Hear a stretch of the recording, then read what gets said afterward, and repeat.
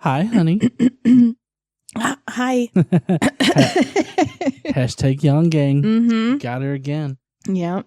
All right. So it's been a while since we've done a podcast. So if you guys don't remember, last time Job found out that God made his friends into massive dicks. And also he shoved his face into the dirt to please God for whatever reason. Of course, that's not going to help because, of course, God says, fuck you, Job. But today we're going to be hearing from Bildad first. Bildad has a response or has something else to add, rather, to or about Job's bitching.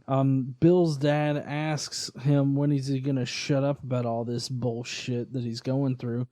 Because they're all really tired of hearing him wailing all the time about it and being all emo and shit.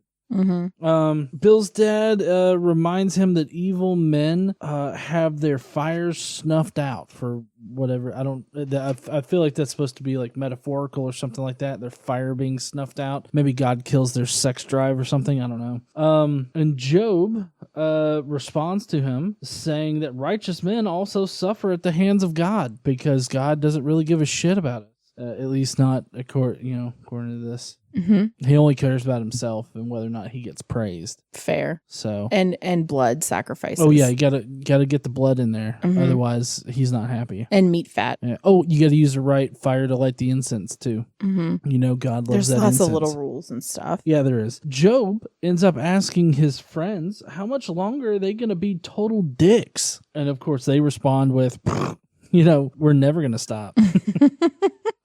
He says that they think that they are better than him. And they're like, yeah, probably. I mean, our life isn't shit, so yeah. Yeah, not my whole family's fine back at the farm. Yours is dead. Mm-hmm. They did. Except the wife. Oh, yeah, except for the wife. Because, she's got to be around and make him miserable. Yep. Continuously. That's our job, right? No. Oh, okay. What? It's not been my experience. Not this time. True. So anyways, he continues on and he says that they know that God has wronged him. And they're like, probably. But we don't know. He talks about how much crying he's been doing and how nobody will help him. So basically he's like a toddler in the middle of an aisle in a grocery store and he's throwing a fit and he's like, nobody's helping me. Except it's a little bit more serious because like God killed his entire family for nothing. So it's a little different than that, but not exactly. My mom walked away from me in a grocery store once. She walked away from you? Mm-hmm, while I was throwing a fit. Damn. She just left. She says she didn't leave. She just walked around the end of the aisle so she could still see me, but I couldn't see her. Yeah. So I thought she was gone. Scared straight, huh? I guess. Mean mommy. Mean mommy. Mm-hmm. I still tell her that. Job reminds his friends that there's nothing that he can do about it because he's done a lot of things already. He shoved his face into the ground, rubbed dirt in his eyes, and he's stripped to sackcloth and shit, and it's just not helping.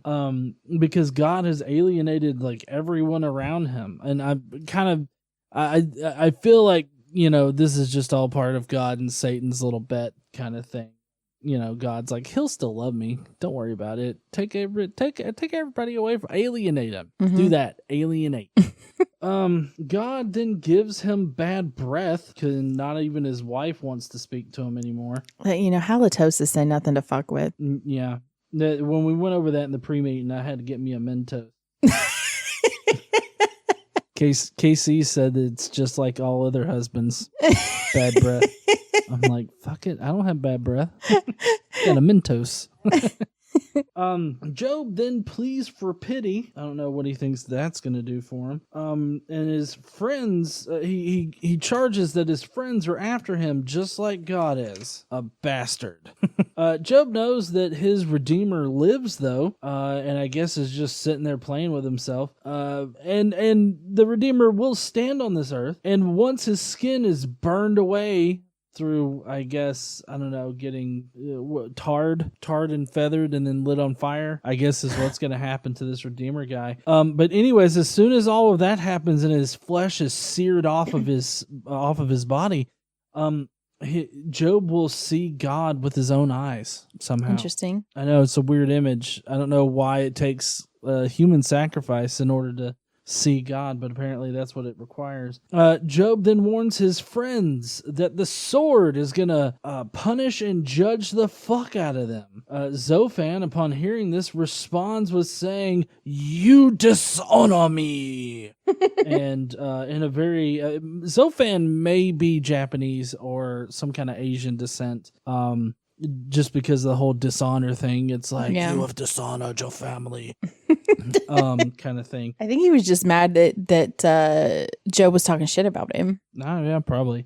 Zophar then explains how it's always the wicked that fails. So, I mean, like, by his logic, the kind of shit that's been happening to Job just means that Job is a shitty person, I guess. Like, Job, you had to have done something shitty in order for God to do this to you. Because only the wicked are fucked, and they have no defense against this fucking. True.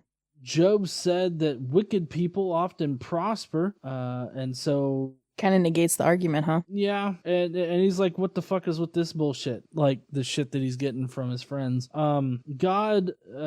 His friends, Job's friends, say that God stores up punishments and then deals them out to the kids for those wicked people that actually prosper. But Job thinks that this shit is kind of wrong and is not actually how the world works.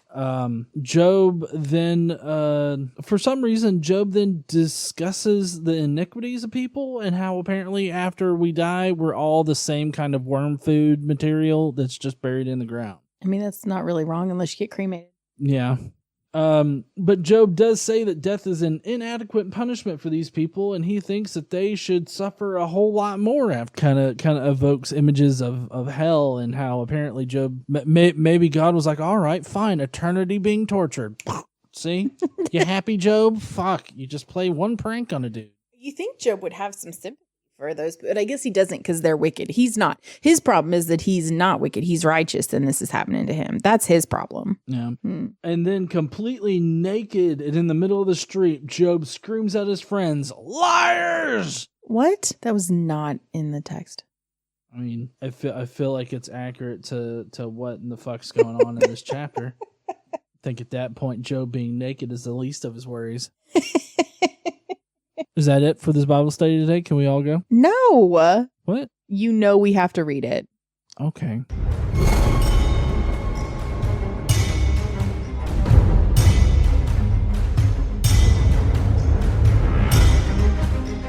What's up, heathens? How y'all doing? So, obviously, I got some things wrong at the beginning. We're going to go over what's right. Yeah.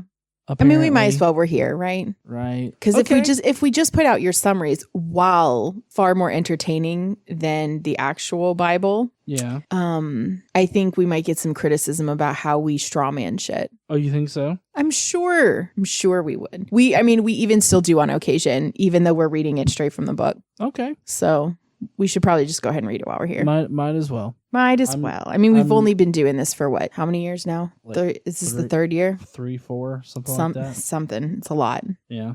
Okay. So we're going to start off with Job chapter 18, and we're going to read through the end of 21 today. Okay. All right. Last time, so he was upset with his friends because they were mocking him and he's not getting enough sympathy. Wow, right? So, so Bildad, the Shuhite, replied, "When will you end these speeches? Be sensible and then we can talk. Why are we regarded as cattle and considered stupid in your sight? You who tear yourself to pieces in your anger, is the earth to be abandoned for your sake? Or must the rocks be moved from their place?" I mean, I really don't think that Job's asking too much here. It's like, God, quit fucking with me. Like, that's not like, oh, I'm the center of the universe kind of talk, which is what I get from what Bildad is saying. Well, yeah, I don't think he's that. I think his friends don't believe that he's righteous because they don't believe that these things happen to righteous people. So they are upset with Job because Job continues to say that he's a righteous person, he's not wicked, and challenge this whole thing. And I mean, the irony in that is wicked. Right. I mean, like questioning God and all that kind of stuff, like what he's doing, that's wrong to do. So, but before all of this happened, there was no reason for God to do this to Job. Right. Right. So Job's argument that this does happen to the righteous is falling on deaf ears because his friends just believe that he's done something to deserve it. And so he's not getting the sympathy he wants from his friends. Right. Which I think is fair, but also on this from his friends' perspective, historically speaking, like in their mind, the scriptures talk about how the wicked will fall. Yeah. And that's what's happening to Job. They're seeing it happen. And so that's what they think is happening. Okay. So, I see it from both sides, but I think both sides are both sides are obviously biased here. Yeah. Okay. So he continues on. He says, the lamp of a wicked man is snuffed out. The flame of his fire stops burning. The light in his tent becomes dark and the lamp beside him goes out. The vigor of his step is weakened. His own schemes throw him down. His feet thrust him into a net, and he wanders into its mesh. A trap seizes him by the heel. A snare holds him fast. A noose is hidden for him on the ground. A trap lies in his path. Terrors startle him on every side. A dog in his every step. Calamity is hungry for him. Disaster is ready for him when he falls. It eats away parts of his skin. Death's firstborn devours his limbs. He is torn from the security of his tent and marched off to the king of terrors. Fire resides in his tent. Burning sulfur is scattered over his dwelling. His roots dry up below, and his branches wither above. The memory of him perishes from the earth. He has no name in the land. He is driven from light into the realm of darkness. He is banished from the world. He has no offspring or descendants among his people, no survivor where he once lived. People of the west are appalled at his fate. Those of the east are seized with horror. Surely such is the dwelling of an evil man. Such is the place of one who does not know God. So this description here is, you're kind of seeing parallels between what this guy is saying, Bildad, and what has happened in Job's life. Right. And so he's saying, surely you don't know God, because if you did, this wouldn't be happening. So Job replies to him, how long will you torment me and crush me with words? 10 times now you have reproached me. Shamelessly you attack me. If it is true that I have gone astray, my error remains my concern alone. If indeed you would exalt yourselves above me and use my humiliation against me, then know that God has wronged me and drawn his net around me. Though I cried violence, I get no response. Though I call for help, there is no justice. He has blocked my way so I cannot pass. He has shrouded my paths in darkness. He has stripped me of honor and removed the crown from my head. He tears me down on every side till I am gone. He uproots my hope like a tree. His anger burns against me. He counts me amongst his enemies. His troops advance in force. They build a siege ramp against me and encamp around my tent. He has alienated my family from me. My acquaintances are completely estranged from me. My relatives have gone away. My closest friends have forgotten me. I guess except for these 4. Yeah, these heads, as he would probably describe them. Yeah, or I guess there's 3, right? Yeah. Right now. Yeah. My guests and my female servants count me a foreigner. I wonder why only his female servants. I don't know. That's a good question. They look on me as a stranger. I summon my servant, but he does not answer, though I beg him with my own mouth. My breath is offensive to my wife. She wakes up next to you. Dragon breath is real. Yeah, get a Mentos. It's the fresh maker. Yeah, come on, do something for yourself there, Dick. I am loathsome to my own family. Even the little boys scorn me. When I appear, they ridicule me. All my intimate friends detest me. Those I love have turned against me. I am nothing but skin and bones. I have escaped only by the skin of my teeth. Or that can also be translated as only by my gums. And then he continues on begging for pity. You ready? Yeah. Have pity on me, my friends, have pity, for the hand of God has struck me. Why do you pursue me as God does? Will you never get enough of my flesh? Oh, that my words were recorded, that they were written on a scroll, and they were inscribed with the iron tool on lead, or engraved in a rock forever. I know that my Redeemer lives, and that in the end he will stand on the earth, and after my skin has been destroyed, yet in my flesh I will see God. I myself will see him with my own eyes, I and not another. How my heart yearns within me. So here he's talking about how when he dies, he will see God. Right. But he also mentions that he knows his Redeemer lives and that in the end, he will stand on earth. Right. Which I think is kind of interesting. It's like can hearken to the resurrection or even end of days kind of stuff. Yeah, it does. Mm-hmm. If you say, how we will hound him, since the root of the trouble lies in him, which we've talked about. That's what his friends think, right? That the problem is him. You should fear the sword yourselves, for wrath will bring punishment by the sword, and then you will know that there is judgment. So he's basically telling them, you don't believe me. You don't believe that I'm a righteous person and this is happening to me unjustly, and you'll be judged for that. He's essentially threatening his friends. Which they don't seem, from both sides, they just don't seem like very good friends to each other. Not anymore. No. If they were at one point. They seem like really big dicks to me. I mean, I don't know. So this kind of threat, or, this, how all the Christians will tell us now, you don't believe in God, so you're going to go to hell. Yeah. Well, so it seems like kind of one of those kind of threats, but from the other way, this Job is telling them, you don't believe me, and you're going to be judged for it. And so Zophar, that doesn't sit well with him. So Zophar is the Namathite, and he replied, my troubled thoughts prompt me to answer because I am greatly disturbed. I hear a rebuke that dishonors me, and my understanding inspires me to reply. Surely you know how it has been from old, ever since mankind was placed on earth, that the mirth of the wicked is brief. The joy of the godless lasts but a moment. Though the pride of the godless person reaches to the heavens and his head touches the clouds, he will perish forever like his own dung. He will perish forever like his own shit. Shitting in the halls. I am not going to get over that. No, it could have only been better if Biden had literally said that they're shitting. I know. Unfortunately, he said defecating in the hallways. Yeah, he had to be all reason proper about it. Yeah. Shitting in the halls would have been funny though. Those who have seen him will say, where is he? This is the godless person, right? So those who have seen him will say, where is he? Like a dream he flies away, no more to be found, banished like a vision of the night. The eye that saw him will not see him again. His place will look on him no more. His children must make amends to the poor. His own hands must give back his wealth. The youthful vigor that fills his bones will lie with him in the dust. Though evil is sweet in his mouth, and he hides it under his tongue, though he cannot bear to let it go, and lets it linger in his mouth. Yet his food will turn sour in his stomach. It will become the venom of serpents within him. He will spit out the riches he swallowed. God will make his stomach vomit them up. This is gross.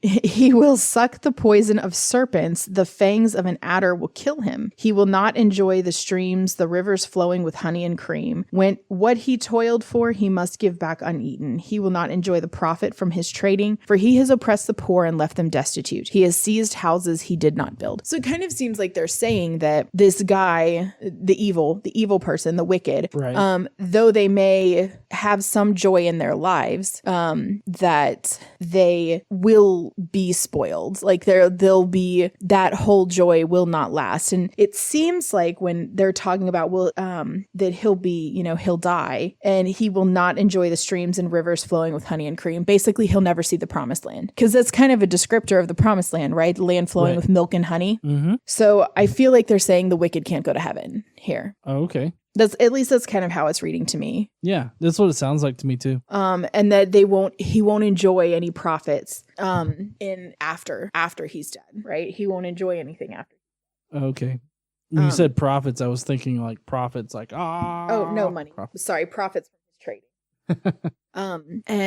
Okay, so then he continues, surely he will have no respite from his craving. He cannot save himself by his treasure. Nothing is left for him to devour. His prosperity will not endure. In the midst of his plenty, distress will overtake him. The full force of misery will come upon him. When he has filled his belly, God will vent his burning anger against him and rain down his blows on him. Though he flees from an iron weapon and bronze-tipped arrow pierces him, he pulls it out of his back, the gleaming point out of his liver. Seems oddly specific. Yeah, it does, doesn't it? Yeah. Terrors will come over him. Total darkness lies in wait for his treasures. A fire unfanned will consume him and devour what is left in his tent. The heavens will expose his guilt and earth will rise up against him. A flood will carry off his house, rushing waters on the day of God's wrath. Such is the fate God allots the wicked, the heritage appointed for them by God. So again, he's describing things that happen to wicked people while not accounting for anything that Job is saying about him being righteous. So Job responds, listen carefully to my words. Let this be the consolation you give me. Bear with me while I speak. And after I have spoken, mock on.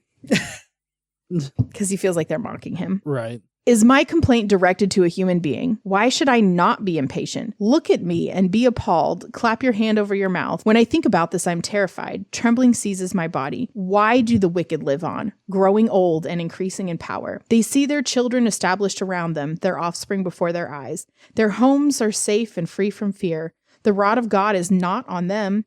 Their bulls never fail to breed, and their cows calve and do not miscarry. They send forth their children as a flock, and their little ones dance about. They sing to the music of the timbrel and lyre. They make merry to the sound of the pipe. They spend their years in prosperity and go down to the grave in peace. Yet they say to God, leave us alone. We have no desire to know your ways. Who is the Almighty that we should serve him? What would we gain by praying to him? But their prosperity is not in their own hands. So I stand aloof from the plans of the wicked. Yet how often is the lamp of the wicked snuffed out? How often does calamity come upon them, the fate God allots in his anger? How often are they like straw before the wind, like chaff swept up by a gale? It is said, God stores up the punishment of the wicked for their children. Let him repay the wicked so that they themselves will experience it. Let their own eyes see their destruction. Let them drink the cup of the wrath of the Almighty. For what do they care about the families they leave behind when their allotted months come to an end? So I think this is interesting because Job is like, he's calling back to older scripture where it talks about,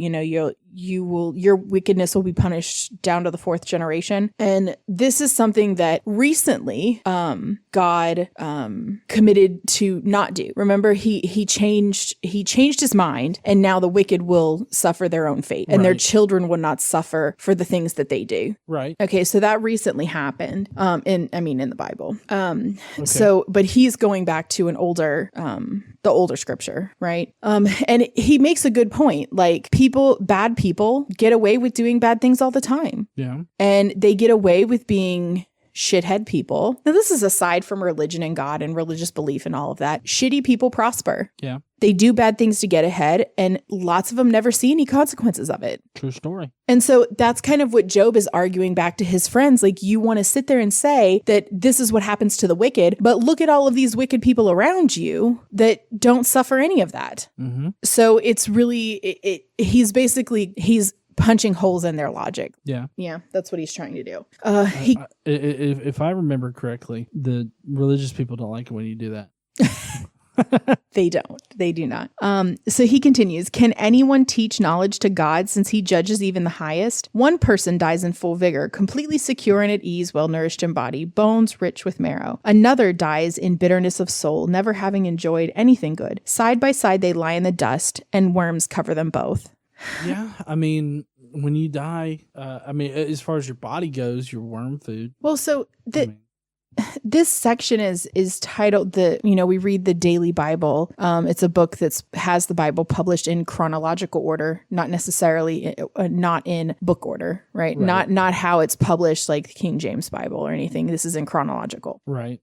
So they title different sections. This particular section, Job 21 verses 22 through 26, is called Inequities in Death. But actually how it's reading to me is kind of inequities in life. And in death, you're the same. Yeah. I mean, that's kind of how it reads to me. Yeah. But I mean that's how it reads to me too. And Job is lamenting over the fact that after we died, like there's no justice, I guess, on the current system. Yeah. He's going to continue and talk a little bit about that. Oh, okay. So there were people, there were significant inequities in life. There still are, right? Yeah. And even in death, while it's true, when we all die, we're dead. And, we get buried or cremated or whatever, but that's the end of us. And that seems like it's the same, but really even people in death weren't treated the same. I mean, if you were a wealthy or powerful person, there are shrines dedicated to you. The royal families and stuff in Egypt would be mummified. Not everybody got that kind of treatment. You know what I mean? So like, yeah, and some got like mausoleums. Yeah, like stuff. Really fancy, like grave sites where people could go and pray, and all of your shit was put, like, because they would bury people with the things that were valuable, which seems dumb now, but that's what they would do. Because they thought it's not that it seems dumb now. It was part of their religious belief that they would need these things in their afterlife. Right. Yeah. So they buried them with them, thinking, I guess, somehow that they would take them with them, though they didn't, because they're here still.